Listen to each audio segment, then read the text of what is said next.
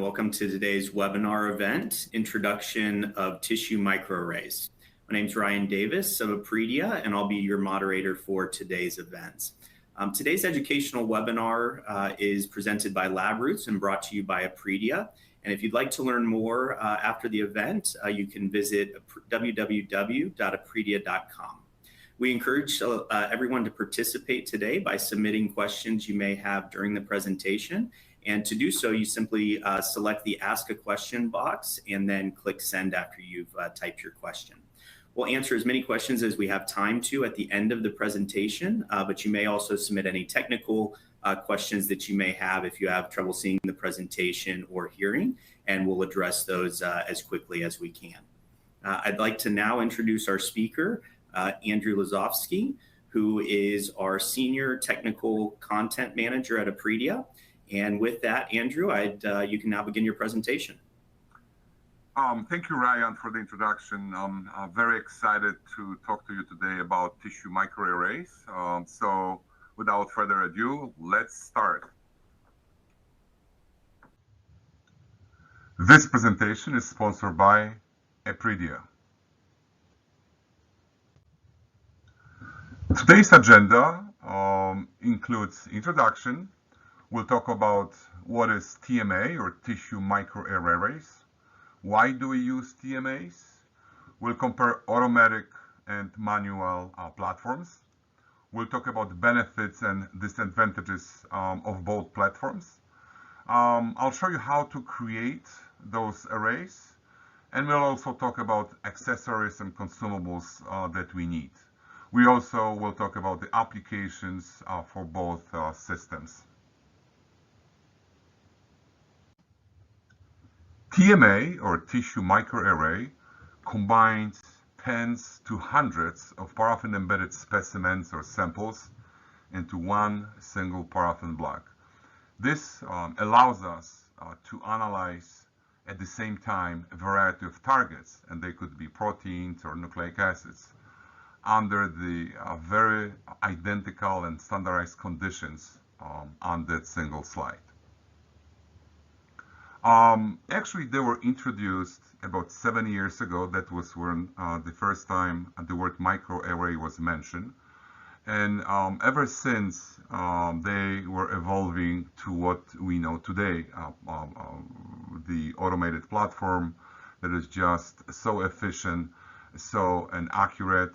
And it's being used in many histological techniques, such as histochemistry or special stains, immunohistochemistry, or in situ hybridization. By doing the testing at the same time, or simultaneous analysis or comparison of multiple tissues on one slide, goes without saying that they hold a giant or significant economic advantage. So what is a tissue microarray? It is a paraffin block that is made by extracting a sample or tissue cores from a different paraffin donor blocks, and then re-embed it into a single recipient, as we call it, or microarray block at defined coordinates. You probably also could hear different names for the microarray.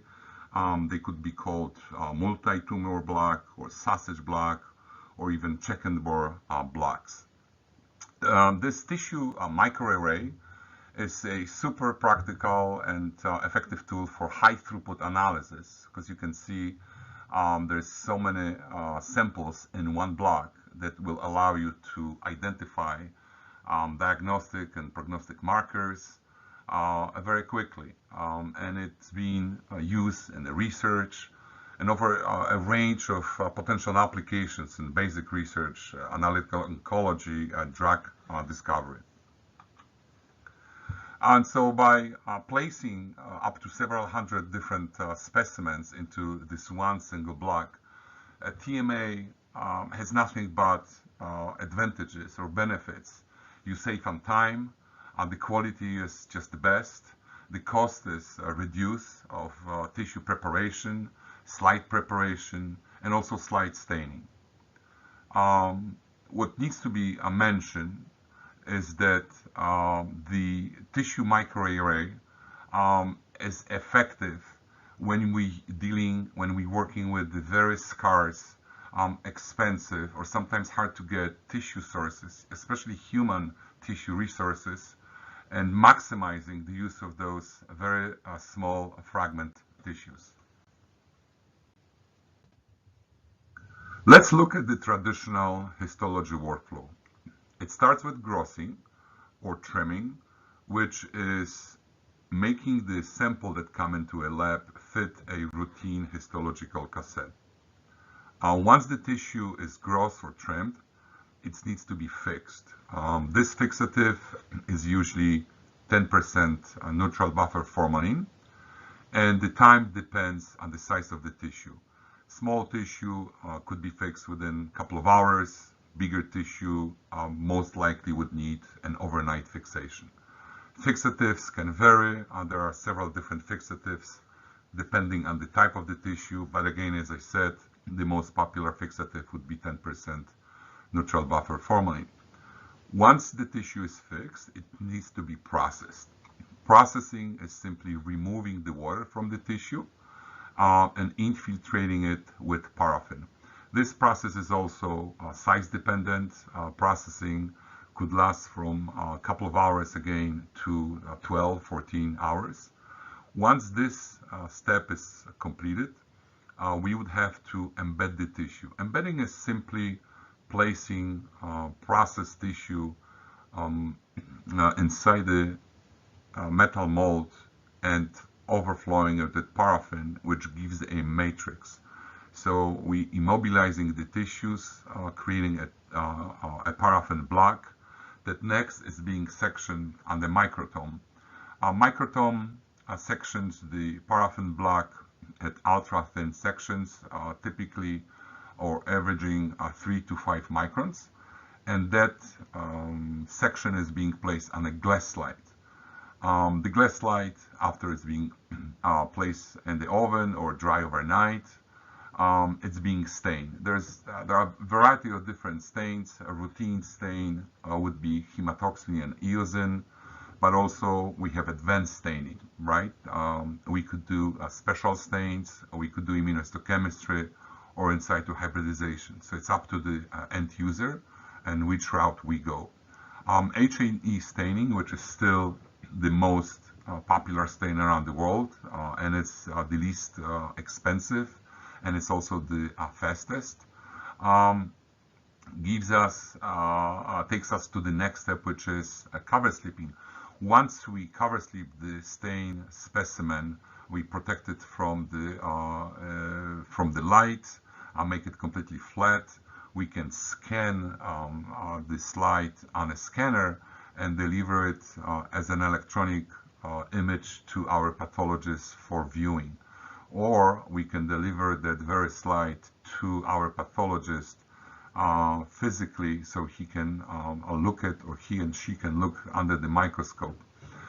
This slide also could be digitalized or archived as a digital version.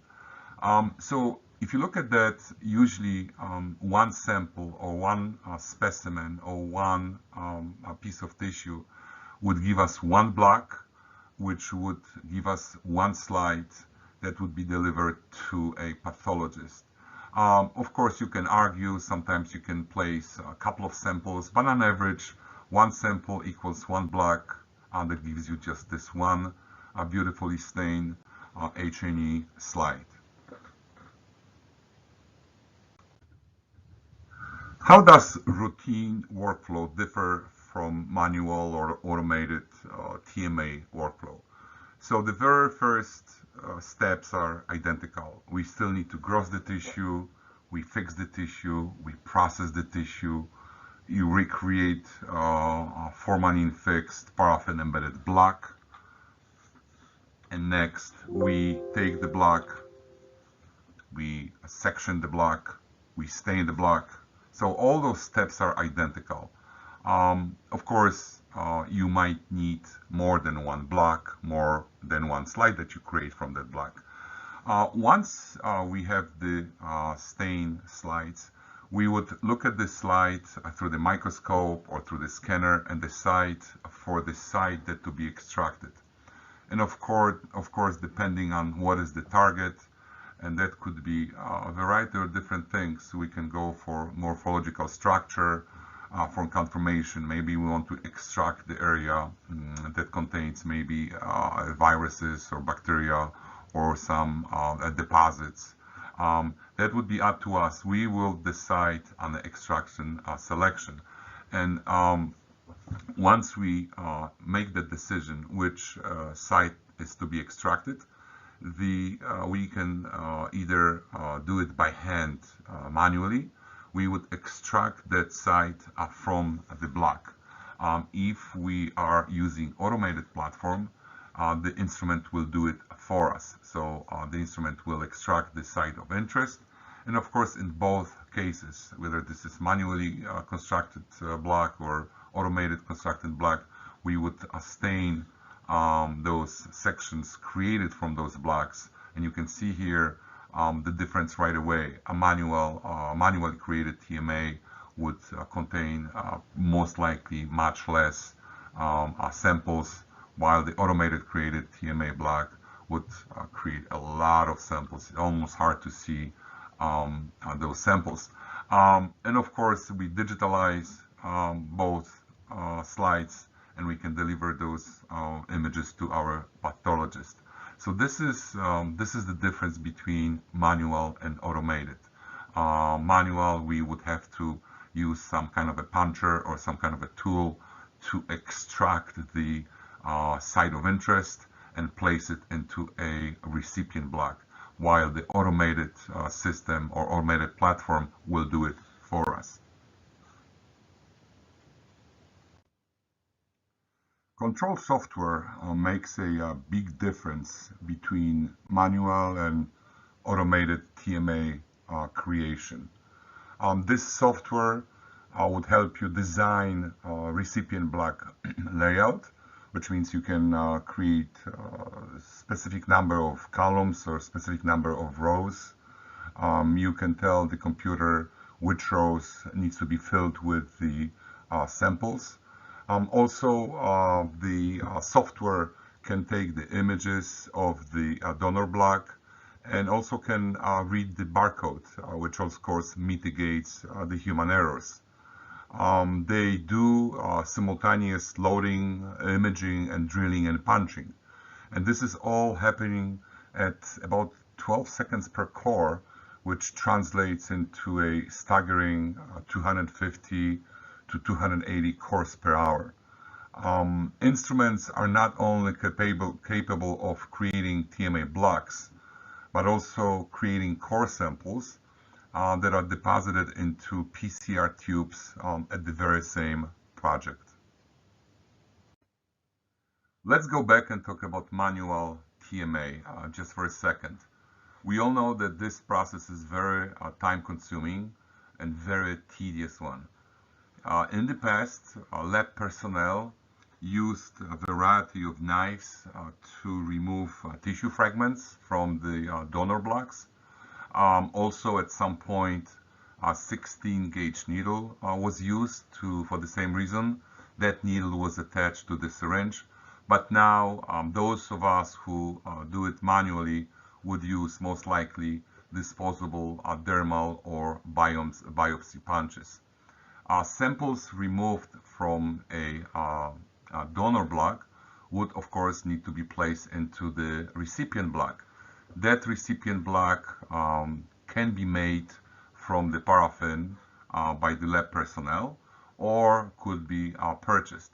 Also, a very popular method that speed up the process somehow would be purchasing recipient molds that are made from a variety of material. And you can see there are glass, plastic, and even metal ones on the market.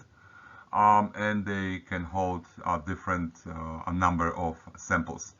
That could be somehow challenging if you have a mold with a lot of spaces for the donor tissue, as it's very hard to keep track of the layout or even the position of the tissue. So that could lead potentially to some errors. Pictures that you see on the bottom, these are one of the most popular molds. These are made from silicone, easy to use, variety of different sizes. More advanced method to create TMAs is to use reusable punches that are now part of TMA kits. Kits include punch tips with different sizes or diameters, and the diameter size ranges usually from 0.6 to 3 or 4 millimeters. Those kits most often come with different sizes of preformed paraffin recipient blocks or with the silicone casting molds. Created cores now are more uniform, more standardized, but still this process is very slow. Now some of the manual kits come with the platform, working platform. You can see the picture on the right, and that platform has a fixed puncher or punchers that allows you for more precise operation. It is still a manual method and requires a lot of time to create just one TMA block. So let's move to TMA automatic instruments. That's where the true advancement in TMA technology comes with improving the sampling or tissue extraction process. Core extraction, recipient block creation are completely fully automated and could be done with the optional aid of the control software. Uniform, not contaminated with other tissue cores, samples are placed into the recipient block at the very specific location that we've determined when we've created a layout.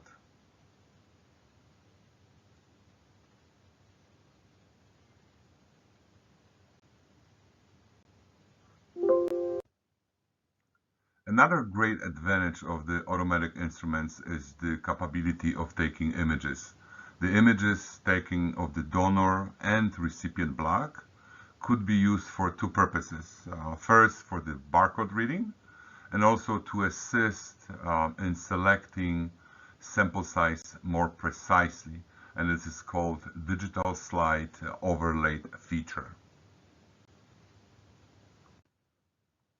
Another great feature of automatic instruments is the ability to take samples, punch the samples and move them to a PCR tubes. So it's called PCR sampling. Note that TMN instrument will not perform PCR assay. It will prepare the sample and move it to the PCR tube, and then needs to be handed over to a PCR lab. Let's compare major differences between manual workflow without TMA with the workflow augmented by automated TMA. Well, the biggest difference, of course, is the number of samples per slide. So we agreed that usually it would be one sample, but we know people would put more than one sample on the slide. So even let's say it's 1 or 2 or 3 sausage block, maybe perhaps even 5. If you compare that to the testing with TMA, it just doesn't stand the comparison. TMA can give you from 50 to over 500 tissue samples per slide. So the difference is just huge. When you are conducting a study, whether this is validating new antibodies or validating new stains, and you're doing it by hand without a TMA, you need a lot of slides, right? If you are doing it with the TMA help, with the glass slide that contains hundreds of tissue samples, you just need a single experiment to give you the same answers. Manual testing means a lot of reagents. So if you're doing a study with 100 slides, you need a lot of reagents. You need a lot of ancillary reagents. If you're doing validating studies for the antibody, a lot of antibodies. If you're doing the validating for stains, you need a lot of stain, volume-wise. Now, with one slide, you just need perhaps 1 mil if you're doing the capillary reaction method. A lot of slides and a lot of reagents translates into the cost. So it could be very expensive and of course slow for those studies. If you are working with just 1 or 2 TMA slides, it's very rapid. You can do it very fast, so there's little cost to it. If you decide to create a TMA block by hand or do it manually, there's a lot of there's a lot of room for the human error. You're creating rows or columns with different tissues. It's very hard sometimes to keep track which tissue belongs to which patient or which sample is what. So possibility or errors are huge. 67% of errors actually, according to the published data, comes from mislabeling or misreading the block or a slide. Now, if you're doing it with the software controls the layout and precise organizing the cold placing, so you'll never make any mistake. Let's look how we create a TMA on automated platform. So let's imagine we have a donor block 1 that would contain a 1 piece of tissue. Let's imagine that this is liver and we are going after a liver triad. Liver triad would contain artery, vein, and a bile duct. We would section that block, stain it with H&E. 30 minutes later, we would just look at under the microscope to confirm the location. Once we mark the area of interest, we can go back to the image taken by the instrument and mark it on the control software and ask the instrument to harvest or extract that very specific area of interest or a site. The instrument drills the hole in the donor block and transfer it into a position into a recipient block. Again, that recipient block, we can be very specific where we want to transfer. It doesn't have to be row 1, column 1. We can be very specific where we want it. So this is donor block 1. Next, the instrument moves to donor block 2 in a very similar manner. After the area of interest is confirmed, the instrument drills and extracts the tissue core from that block and moves it to the recipient block. And you can see here on the picture, it moves to it moves the core to row number 2, column number 1. After repeating this process, and you can see on the right, the TMA block or section from TMA block containing 30 samples is completed. Keep in mind that a good instrument can house up to 70 donor blocks. So you don't need to stop. It's being done continuously. And so after a few minutes, the block is completed. Section from such block, you can see on the right, this is unstained. Different colorations of the little dots would represent different tissue types. And now this block for this slide can be used in a variety of manners. We can do routine staining when we look at the intensity of the different stains, or maybe we bring another or new stain. We can test for special stains. We can do the fish staining, SISH or colorimetric-ish staining.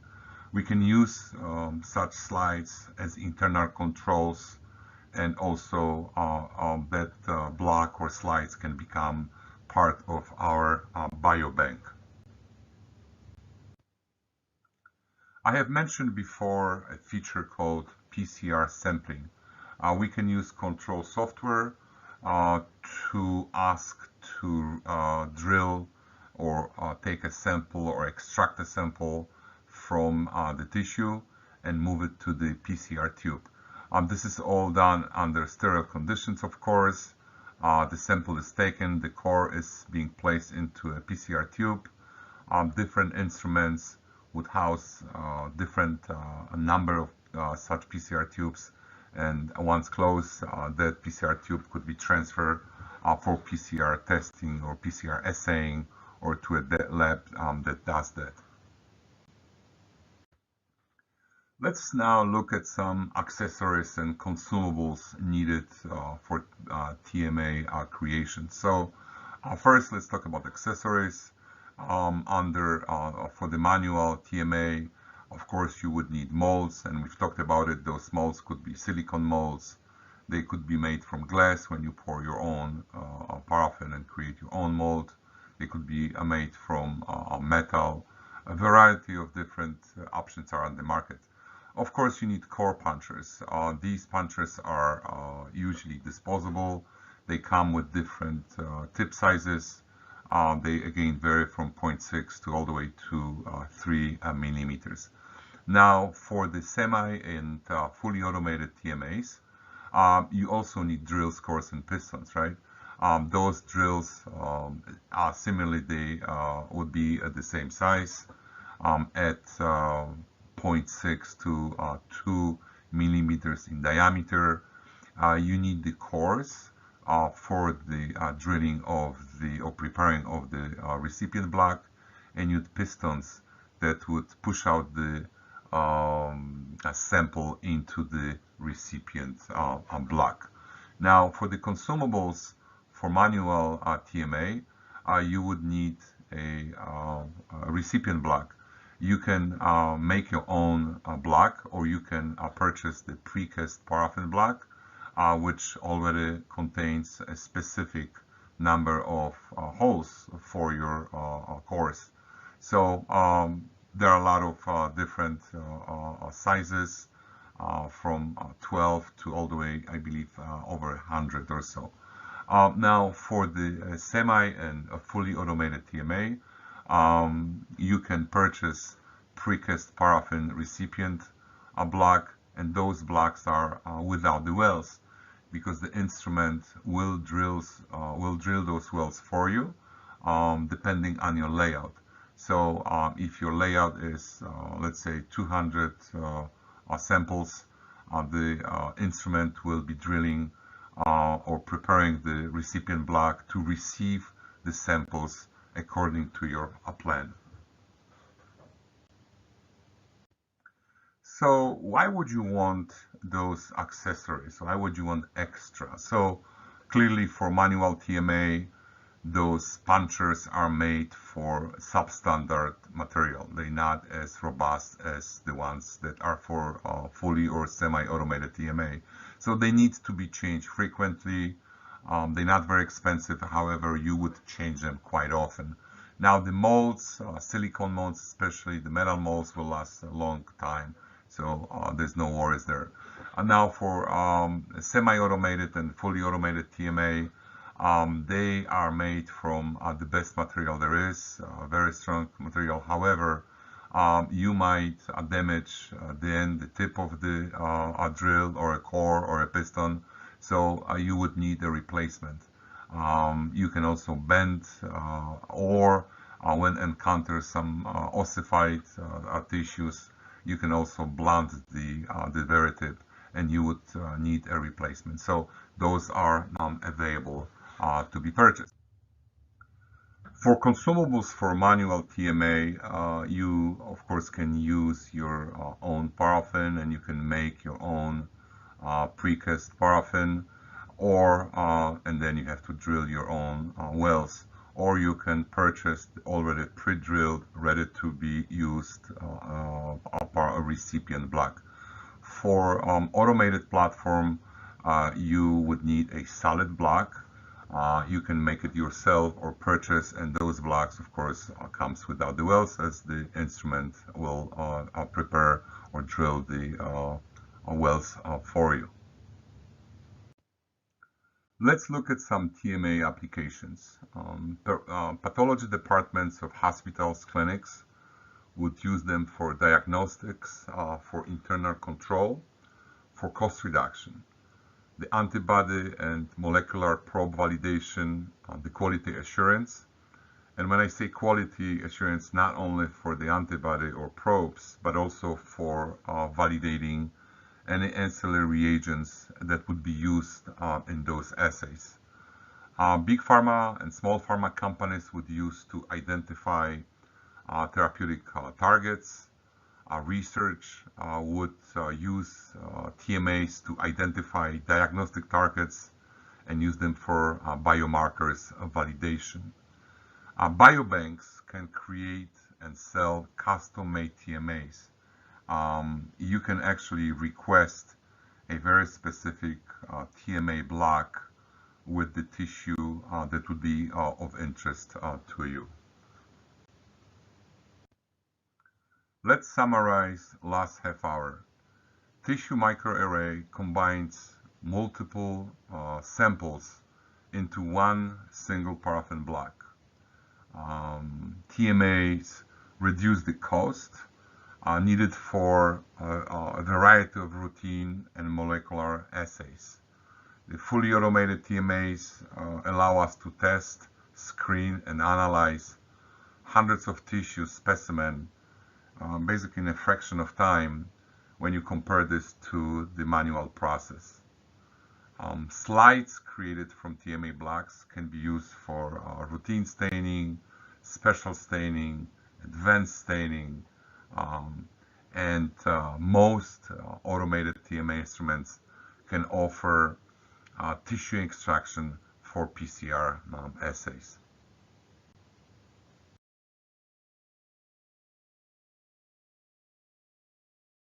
That does conclude the content piece of it. What we would like to open up now is the Q&A session. What you can do is there's an ask a question area on the left-hand side of your screen, and anyone who has any questions will begin with the first few, and then we'll move through for as much time as we have. So it looks like we'll give everybody a minute to start inputting their questions, and then I'll read them over to you, Andrew, and we'll get them answered. Okay, so it looks like one of the first questions, Andrew, is around paraffin or the speciality of paraffin. Can you speak to if there is a need to have a specific type of paraffin for the recipient block, and if there's any setting procedure in order to make sure that during microtomy it can be sectioned appropriately? So, great question. For those of you who would make your own recipient block, we would recommend a paraffin of the hardest type. And when we talk about the paraffins, you all realize there are different paraffins out there. Some of them are melted, most of them are melted at different temperatures. The higher melting temperature, the best. That means they contain more polymers. So those paraffins with the higher melting point would be the best. And of course, you can create your own block with a soft paraffin, but it would take a little bit more time to create a ultra thin section. So for your own benefit, my recommendations would be to use either industrially made precast block, because people know which paraffin would be the best for that application, or if you decide to make your own, that would be paraffin with the highest polymer content or with the highest possible melting point. And talking about the second part of the question, how would you do that when you are sectioning it? And this is all part of the manual of the TMA platform. When you create that recipient block, when those cores are placed into the walls, the job is not done yet. You need to fuse the paraffin into the core. So we always say, hey, once you have that block created, a smart thing would be to place it into the oven 60 degrees for 15 minutes or so to make sure that there's no air, there's no holes in between paraffin well and a tissue itself. So you're kind of fusing the tissue, and then you place it, place the block upside down to make it completely flat. Of course, you need to face the block to make everything even, and then you're ready to go. Perfect. Thank you for that, Andrew. Along a similar line, how does an automated system manage various thicknesses of block? If I'm using ones that are potentially more sectioned versus those that are newer blocks and are thicker, how should that be accounted for within the core depth? I think it's a Ryan question. Okay, I'm happy to answer that, and I'll speak to the automated format. So within the automated machines, depending on which one you're looking at, some of them have what are called touch sensors to determine the depth at which that core and that punch will need to be set. So this allows for a variety of different age blocks or remaining tissue samples to be able to place at the same depth, so that when you are sectioning in the process that Andrew just alluded to, you would be able to have the most beneficial sections that include even samples that are quite thin because they've been sectioned through for a number of times. Okay, so one of the next questions, Andrew, is that there is, this person says, what amount of block should I consider as being worth it for receiving an automated TMA versus staying with a manual process? What kind of block? I'm sorry. What's the what number of TMA block creation would be worth it to start considering an automated platform? Well, it depends on the workflow of the lab and what the application is, right?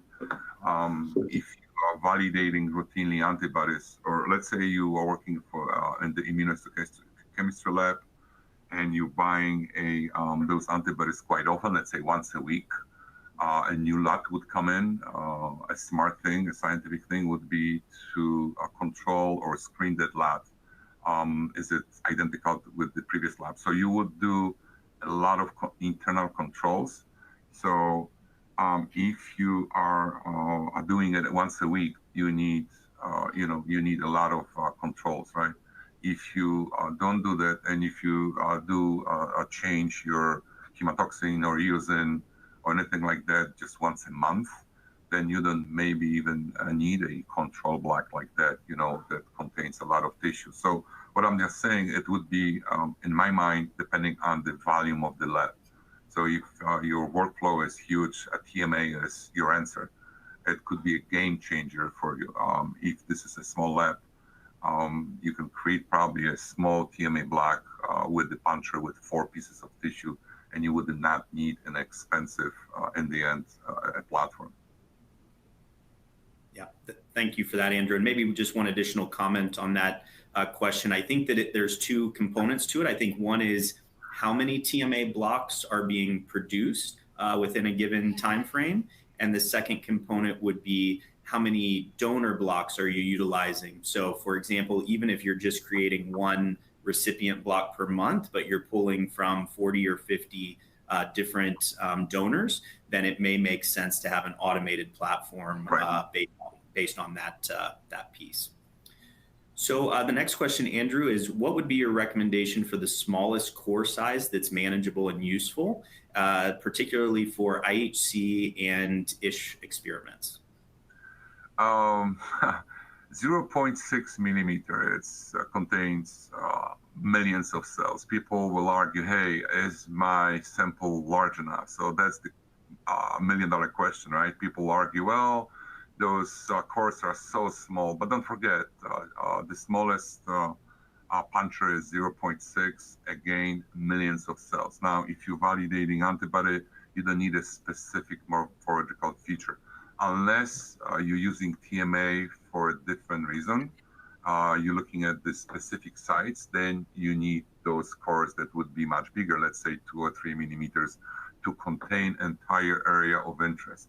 But if this is a stain validation, antibody validation, you can get away with, not get away, you can easily use 0.6 millimeter cores. So the smallest cores, right? Ryan, would you agree? I would agree, yeah. But typically, the average that we see is 1.0, but 0.6 still has a meaningful amount of detail, depending on certainly what the experiment is that you're conducting. Yeah, I like the word meaningful. Meaningful means millions, right?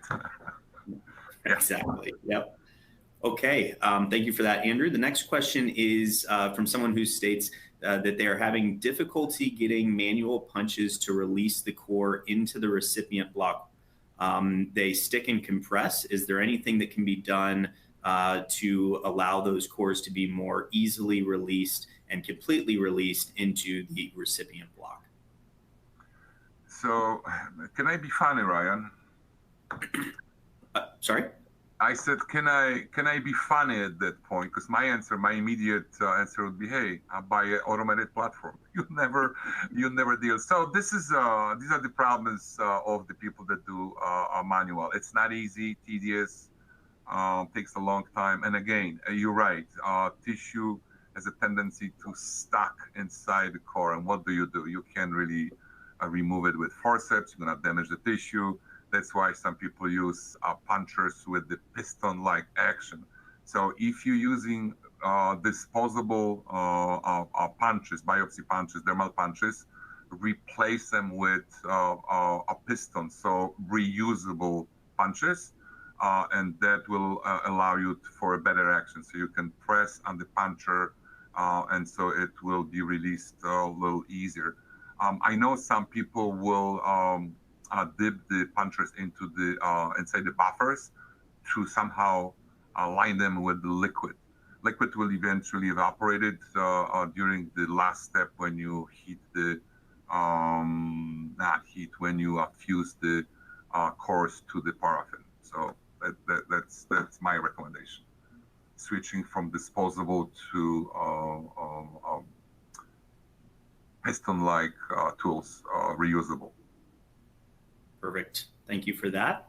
The next question I'll take, Andrew, and I believe that I'm understanding it correctly, is how do you perform mapping of the samples?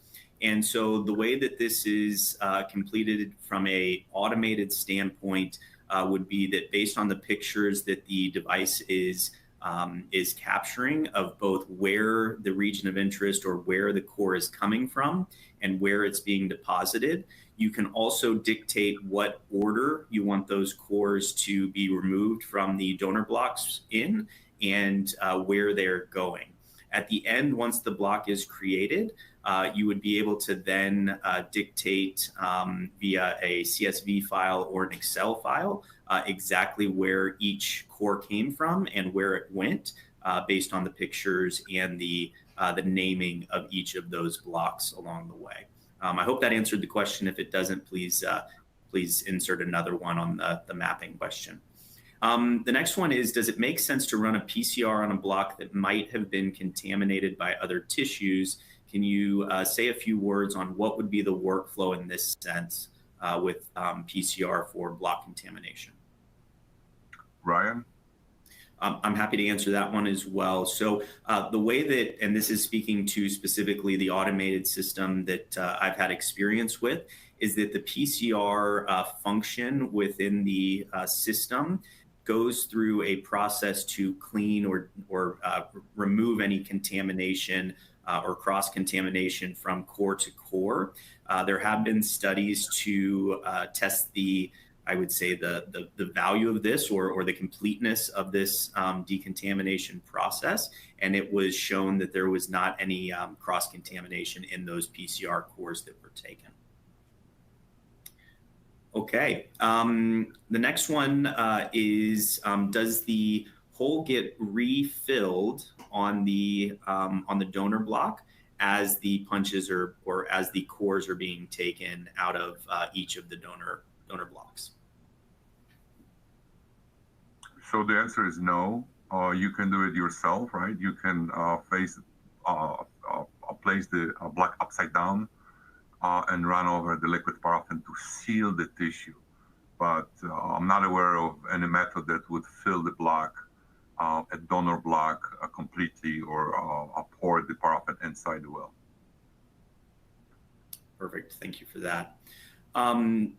So the next question is, if the fine needle specimen after decal makes problems in the recipient blocks, what are your experience with fine needle decaled samples and any challenges in the recipient block? I really don't. Question of sectioning, Andrew. I really don't know how to answer. How would removing, extracting a decalcification or area that is calcified? I don't understand the question, Ryan. Okay. If the person who has the decalcified question could clarify a little bit about the question, that would be helpful. The next one, Andrew, is when considering immunoassay applications, does the paraffin process impact antigen availability? No, so it would not have any effect. That's where. Yeah. Okay. So the next question, and probably the last question based on time, and we will send out responses to any additional questions that we were unable to answer. And apologies if we didn't get to your question during this session, but we'll reach out and certainly answer them as much as we can. So the question is, can a tissue microarray be successfully created from frozen samples? And are there any potential drawbacks associated with this approach? Do you know the answer, Ryan? So typically what we found is that for fresh samples, if you think about the concept of what we're doing with a paraffin-embedded block, is that the rigidness of both the infiltrated paraffin as well as the embedded paraffin allows for us to have a really complete core. So the challenge with a fresh sample is it doesn't have that structure, both internally within the tissue as well as externally, to get a very good core, as well as when you're going then to section that sample. With all of that said, there is some, I would say, research being done on that topic within Epredia, and maybe we can follow up with that question based on what our findings are. And with that, we're at time, so we'll end it here, but apologies for any questions we did not get to, and we will reach out to you. Thank you again for joining the first of our TMA series, which was Introduction to Tissue Microarrays, and we will be conducting more educational series around the TMA process and how to most effectively get a good TMA sample. So thank you very much and hope you have a great day.